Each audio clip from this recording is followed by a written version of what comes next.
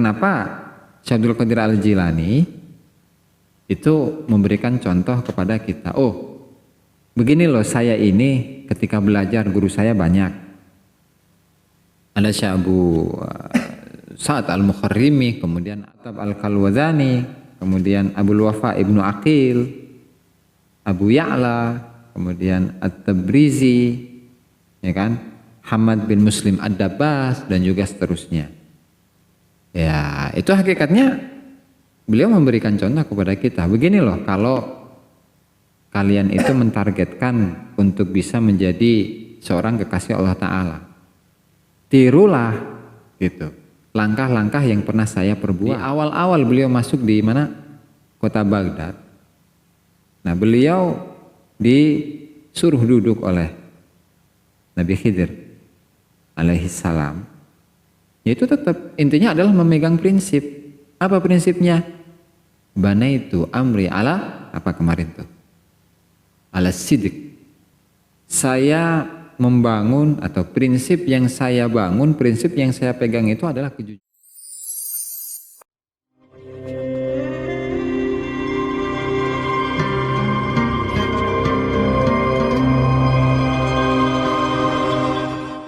Bismillahirrahmanirrahim. Muhammad bin Abdillah wa ala alihi wa sahbihi wa la hawla wa la quwwata illa billah, amma ba'du. Hadirin sekalian, mari kita melanjutkan pengajian Syarah Manaqib Syekh Abdul Qadir Al-Jilani, karya Syekh Muhammad Nawawi Al-Bantani, dan kita sampai pada halaman 109.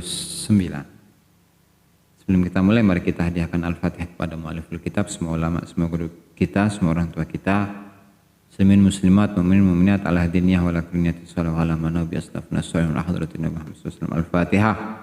A'udzu billahi minasyaitonir rajim. Bismillah.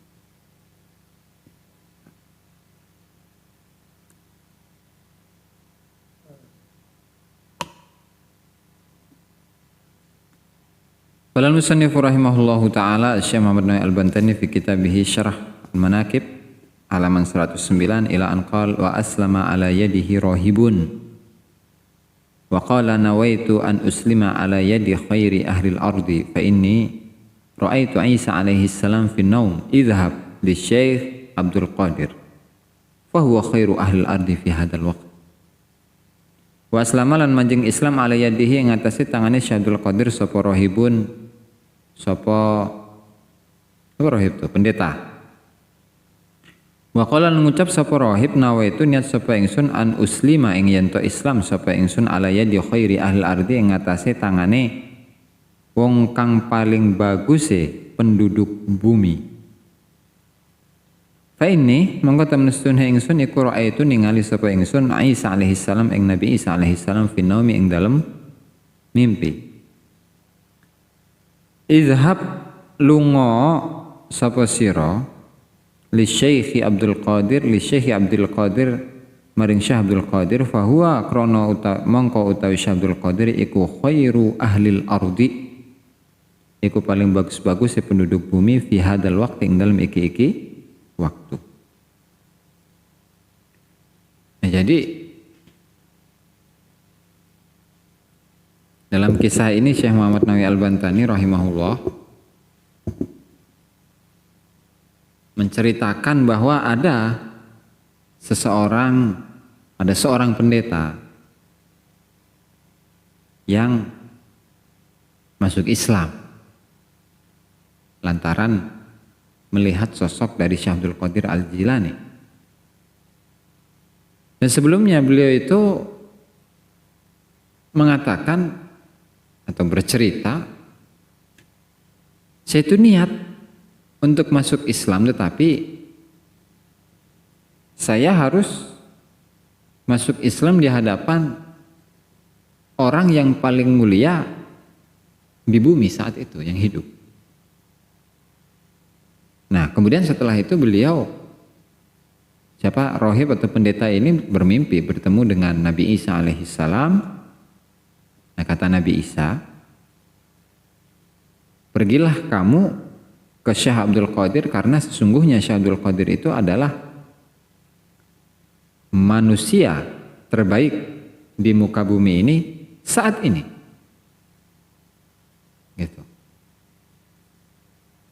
Jadi perkara tentang masuk Islamnya seseorang ya dari agama lain ke agama Islam, ya tentu hal ini merupakan hal yang berat. Kenapa? Ini urusannya agama loh bro.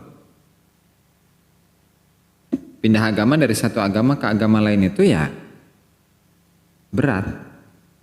Karena ketika berbicara agama berarti kita berbicara tentang keyakinan. Kalau berbicara tentang keyakinan berarti kita berbicara tentang prinsip. Nah ketika seseorang itu misalnya dari dia menjadi pendeta kemudian masuk Islam, atau sebaliknya ada seorang ustadz lalu kemudian dia pindah ke agama lain, bahasa kita kan murtad gitu ya, itu pasti ada prinsip. Prinsipnya apa? Ya tergantung.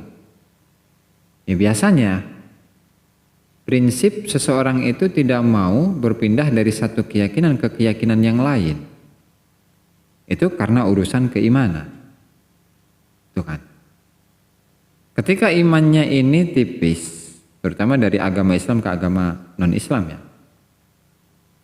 Kemudian dia tergiur dengan iming-iming lah di agama yang lain, ya maka dia akan pindah. Gitu. Dan iming-iming ini macamnya banyak. Mau duit kek, gitu.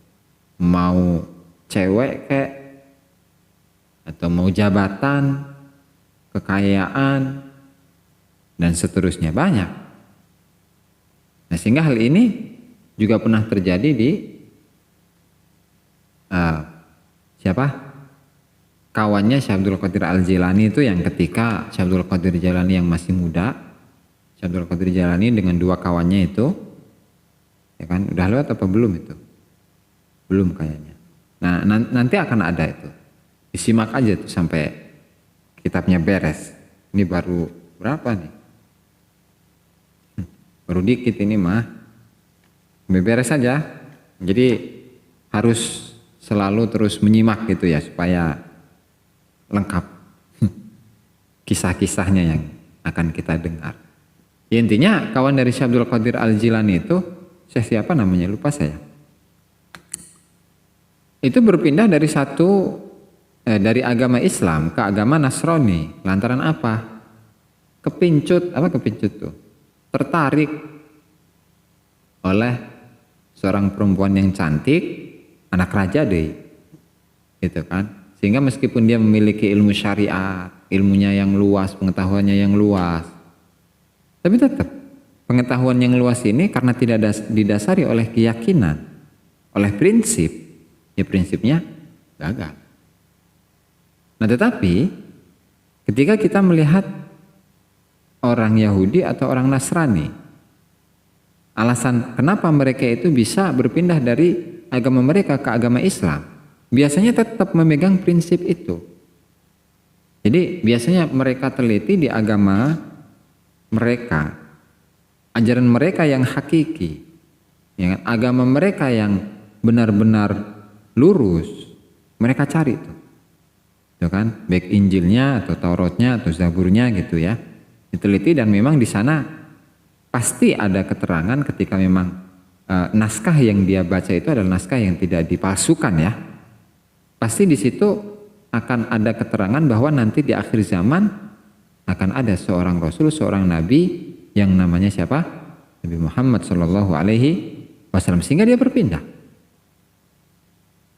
Nah dalam kisah ini pendeta itu dia sudah berniat untuk masuk Islam, tetapi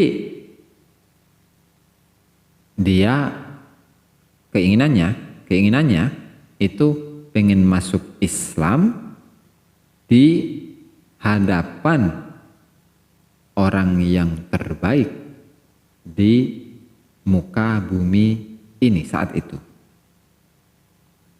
Kan? Dia cari-cari itu sampai ke sana kemari gitu. Kalau di kitab yang lain itu rada lengkap versi ceritanya. Tapi karena di sini ringkas ya, Ya segini doang, ringkas ceritanya.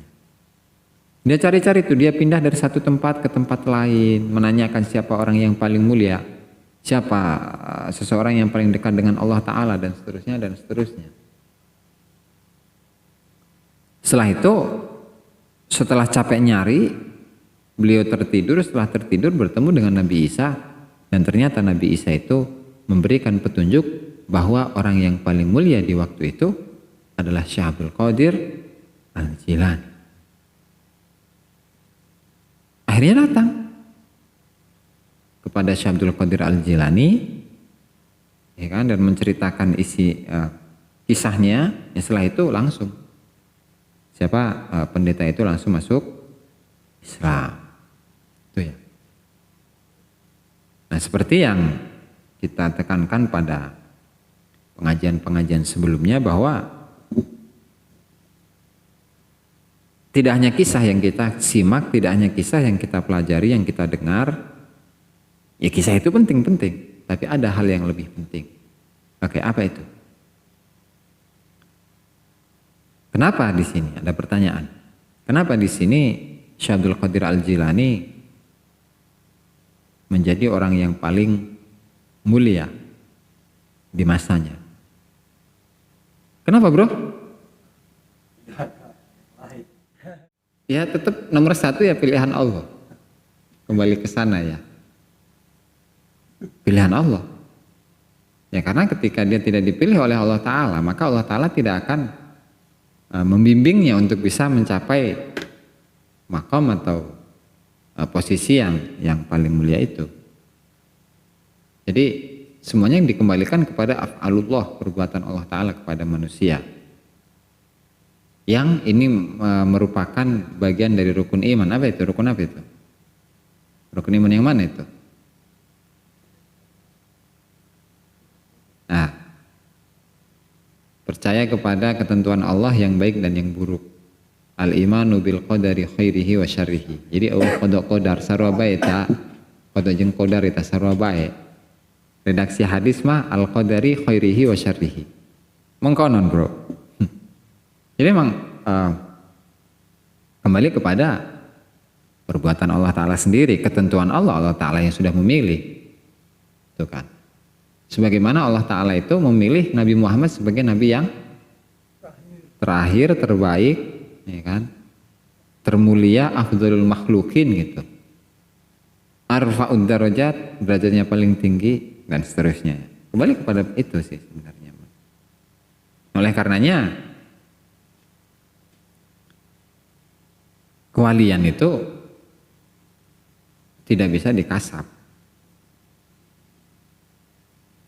Kewalian itu tidak bisa dikasap, tidak bisa diupayakan oleh kita. Kenapa? Ya karena ketika kita mengkasap kewalian dengan cara apa? Zikir, dengan cara wirid, dengan cara apa lagi? Sholat, tahajud, puasa, segala macam. Memang ibadah kita seimbang, sebanding dengan posisi kewalian itu. Jadi gampangnya al-wusul ilallah itu ya seorang wali kan. Apakah pantas kewalian itu dicapai oleh amal kita? Enggak pantas, bro. Enggak pantas. Kenapa enggak pantasnya? Ya kembali lagi tadi, kewalian itu adalah kehendak Allah. Sementara ibadah kita, ibadah itu tugas. Apakah pantas bagi seorang hamba ketika dia beribadah, ketika dia bekerja untuk Allah ya? Seorang hamba sahaya ketika dia bekerja, ketika dia beribadah, lalu dia meminta imbalan dari Allah Ta'ala lantaran pekerjaan dia. Itulah ngaku hamba sahaya, jangan mengaku bahwa dirinya adalah hamba sahaya. Yang namanya hamba sahaya itu tidak bisa menjual, membeli, mendapatkan gaji, memberikan gaji, nggak bisa. Yang namanya seorang hamba ya hamba. Nah makanya tadi dalam pengajian hikam tadi ya. Kenapa karomah yang terbesar itu adalah al-fahmu anillah, pemahaman tentang Allah Ta'ala. Mengerti, mengenal tentang Allah Ta'ala. Ya karena seseorang yang diberi pemahaman tentang Allah Ta'ala itu adalah seseorang yang memurnikan dirinya dan menyadari bahwa dirinya adalah hamba. Sehingga amal-amal apapun yang telah dia lakukan, mau puasa, mau sholat, mau ngaji, apalagi riyadhah, khulwah, uzlah, zikir, wirid, sholat tahajud, sholat duha, sholat witir, dan seterusnya. Itu hanya sekedar formalitas. Ketika seseorang mengerjakan sebuah pekerjaan, tetapi yang targetnya hanya sekedar formalitas saja, cuma sekedar sholat iya, tidak meresapi, tidak menjiwai, tidak menyadari bahwa saya ini ya hamba. Hamba ini tidak mampu untuk melakukan apa-apa, tidak bisa memiliki apa-apa, tidak berhak untuk mendapatkan apapun dari Allah Ta'ala. Ya kan? Ya harus kayak gitu. Nah makanya kenapa Syekh Abdul Qadir Al-Jilani itu memberikan contoh kepada kita. Oh, begini loh saya ini ketika belajar guru saya banyak. Ada Syekh Abu Sa'ad Al-Mukharrimi, kemudian ada siapa tuh? Orang Kirkiyah. Dalam fikihnya Abu Sa'ad Al-Mukharrimi, kemudian siapa tuh yang ahli usul fikih? Penoncoy. Abul Khattab Al-Kalwazani, kemudian Abul Wafa Ibnu Aqil, Abu Ya'la, kemudian At-Tabrizi, ya kan? Hamad bin Muslim Ad-Dabbas, dan juga seterusnya. Ya, itu hakikatnya beliau memberikan contoh kepada kita. Begini loh, kalau kalian itu mentargetkan untuk bisa menjadi seorang kekasih Allah Ta'ala, tirulah gitu langkah-langkah yang pernah saya perbuat. Di dalam ngaji itu tidak hanya ngaji fikih, ngaji lughah gitu, ngaji adab, ngaji tafsir, ngaji qiraat, ngaji tasawuf, syariat, hakikat, marifat, tarekat gitu kan. Kemudian dan seterusnya. Nah setelah itu beliau mulai, setelah pengetahuan beliau itu dinilai mumpuni, itu kan, tiru saya nih. Ketika saya beribadah, bagaimana beribadah dan dalam dawamnya wudu, ya kan, dalam dawamnya toharoh, dalam dawamnya bersuci, meskipun dalam keadaan hujan, meskipun dalam keadaan dingin, itu kan sudah lewat tuh. Terus apalagi tuh? Ketika beliau diperintahkan oleh Nabi Khidir untuk diam dalam satu tempat selama sekian tahun, selama 3 tahun itu hanya ditemui oleh Nabi Khidir. Itu pun juga sama, beliau terus menerus di tempat itu. Berarti apakah hanya diam saja? Enggak bro. Itu metafor, itu metafora. Dalam arti itu kiasan. Jadi seperti kisahnya Sunan Kalijogo itu yang diperintahkan oleh siapa? Sunan Bonang untuk menjaga tongkatnya Sunan Bonang. Itu metafor, kiasan, majas. Sesuatu yang tegak yang diibaratkan seperti tongkat itu apa? Thariqah. Nah, beliau selama sekian tahun ditinggalkan oleh siapa?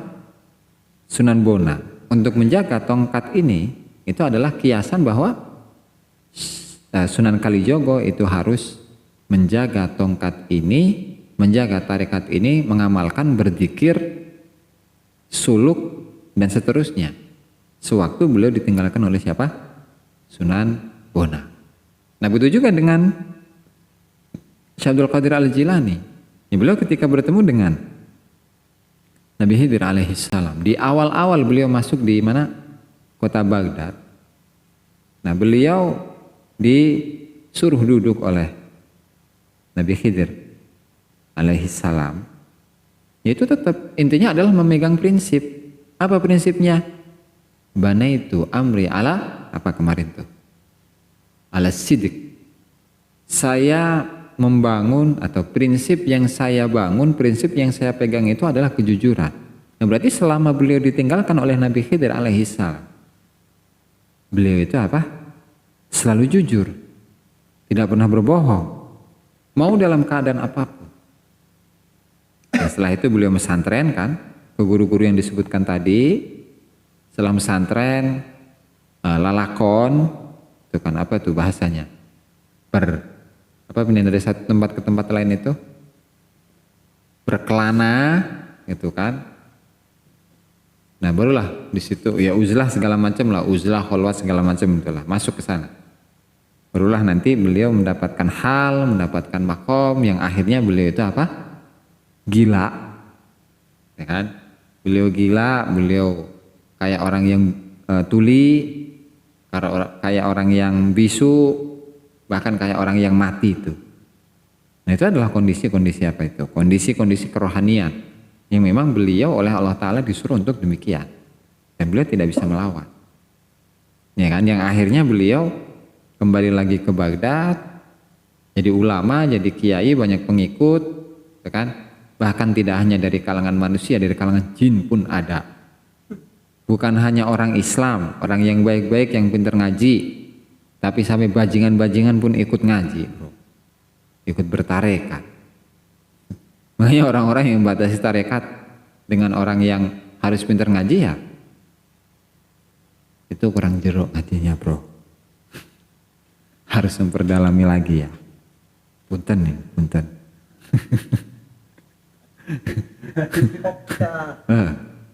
Itu kan langkah.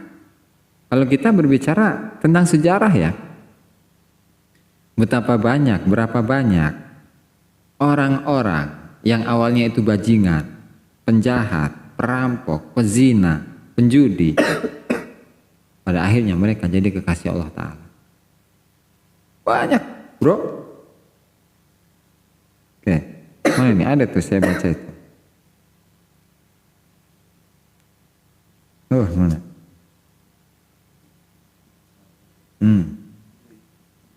Saya lupa tokohnya siapa aja. Yang pada intinya nih di kitab ini, di kitab Ar-Risalatul Qusaidah, di sini kan memberikan banyak, menyebutkan banyak tokoh, ya. Misalnya Hasan Al-Basri, kemudian Ma'ruf Al-Karhi, kemudian siapa namanya? Sahal bin Abdullah At-Tusturi, kemudian Sirri As-Sikti, Bishr Al-Hafi, dan seterusnya. Ini tidak semua mereka dari awalnya itu adalah orang-orang yang baik, orang-orang yang nurut gitu. Enggak. Bahkan kebanyakan dari mereka itu adalah orang yang enggak benar. Nah, orang yang bajingan gitu ya. Perampok lah, maling dan seterusnya. Pertanyaannya, kenapa mereka itu bisa seperti itu? Ya tadi, keinginan mereka yang sangat tinggi, kesadaran mereka yang tinggi untuk bisa mencapai kemakrifatan kepada Allah, gitu. Ya namanya cita-cita atau target kan harus tinggi. Kemudian tercapai atau enggaknya itu kan gimana Allah, gimana keyakinan kita, dan gimana Allah Subhanahu wa Ta'ala. Kalau kita memiliki cita-cita yang rendah, ya kan, gimana Allah Ta'ala bakal mengasih? Cita-cita kita aja rendah. Ya contoh. Ada seorang santri yang dia mesantren, ditanya sama kiainya, sama gurunya, coy, kamu punya cita-cita apa? Lah kiai, saya mau orang kampung. Paling gak cita-cita saya itu kalau saya pulang ke rumah, saya bisa ngajarin alif ba ta paling di masyarakat. Oh, bagus. Bagus. Bagus itu bagus. Tapi karena cita-citanya nggak tinggi, ya berarti Allah Ta'ala itu akan memberikan dia sesuai keinginannya. Karena dia pengen jadi ustadz atau kiai yang cuma ngajarin alif bata, ya diberi oleh Allah Ta'ala seperti itu. Tapi ketika cita-citanya itu tinggi, oh saya itu pengen jadi ulama atau wali yang tertinggi di misalnya di Provinsi Banten gitu. Misalnya. Ya boleh. Siapa yang larang, namanya cita-cita. Namanya harapan, namanya keinginan ya. Nah, seenggaknya ketika cita-cita kita itu tinggi, kita misalnya oleh Allah Ta'ala ditempatkan setengah dari cita-cita kita itu udah luar biasa kan. Tapi setidaknya ketika di awal langkahnya itu tidak ada apa? Tidak ada kecil hati, tidak ada perasaan berkecil hati. Tidak berkecil hati untuk bisa menggapai cita-cita itu. Toh orang-orang nih yang di dunia ini termasuk orang-orang yang paling kaya gitu kan. Itu awalnya dari mimpi, dari cita-cita, saya pengen cita-cita ini. Gitu. Dia mulai itu langkah kecil, langkah-langkah kecil, kemudian berkembang selama sekian belas tahun, sekian 10-20 tahun dia mencapai apa yang dia cita-citakan. Ya kan? Nah sehingga ketika kita itu memiliki cita-cita yang tinggi, saya ingin makrifat, ingin kenal, ingin dekat, ingin paham tentang Allah Ta'ala. Kenapa enggak? Nah, itu adalah cita-cita yang tinggi lah gitu. Asal kita itu dalam mencapai cita-cita tersebut, ya kita sesuai dengan prosedurnya. Gitu loh, tidak serampangan. Mentang-mentang cita-citanya itu pengen jadi dokter, dia nggak sekolah, nggak kuliah, segala macam, ujuk-ujuk dia pengen jadi dokter atau dari mana, gitu kan? Semuanya ada jalannya, gitu. Semua ada bagiannya, semua ada jalannya, ya harus kita ketahui prosedurnya. Nah sehingga tadi Syekh Abdul Qadir Al-Jilani karena beliau ini adalah orang yang terbaik di masanya dan kisah-kisah atau manakib-manakib tentang beliau itu banyak dan diceritakan kepada kita oleh para ulama, oleh para murid-muridnya kepada kita. Ya di sana ada pesan penting bahwa kita harus meniru bahasa rada keren gitu,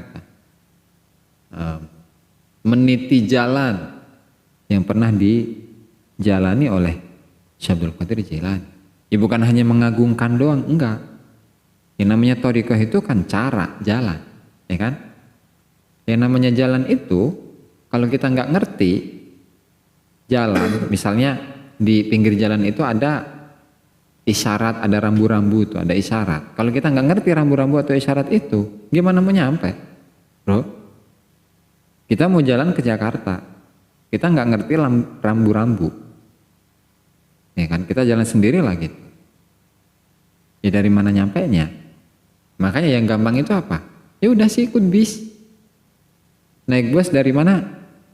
Kalau dari sini naik angkot, ya dari Teneng itu ke Cilegon, dari Cilegon itu ada bis yang banyak ke Jakarta, udah naik bis.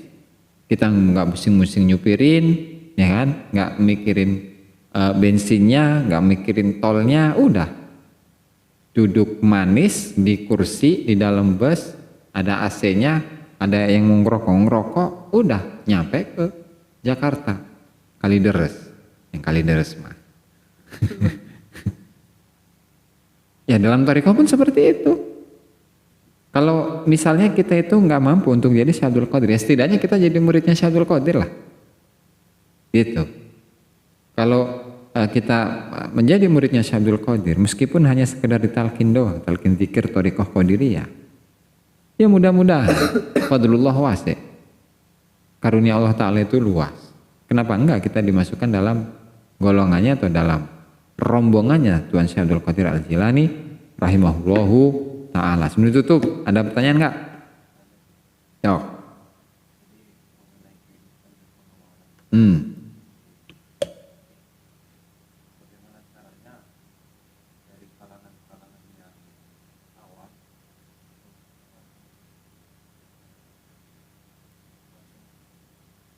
Bersuluk.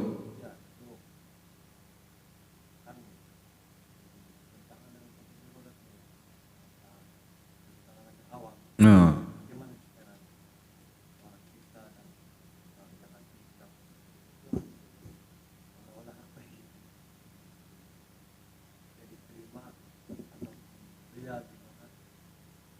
Ini orang awam yang ikut tarekat gitu apa gimana?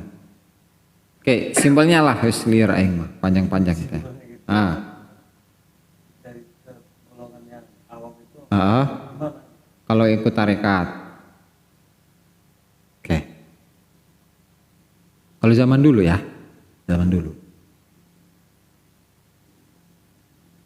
Kalau di generasi awal kan seperti tadi yang saya ceritakan. Generasi tabi'ut tabi'in lah katakanlah. Dari generasi siapa Syekh Ma'ruf Al-Karhi dan seterusnya itu seperti itu. Kemudian generasinya Syekh Abdul Qadir Jailani itu tetap penempuhannya seperti itu, ya kan. Kemudian generasinya siapa Syekh Ibnu Athaillah Sakandari, ya seperti itu juga. Dalam arti pendalaman terhadap syariat itu pasti wajib kan. Oke. Kemudian setelah itu dia bertarekat. Kan? Sehingga ketika dia sudah dalam ilmu syariat, kemudian bertarekat, oke lanjut gitu.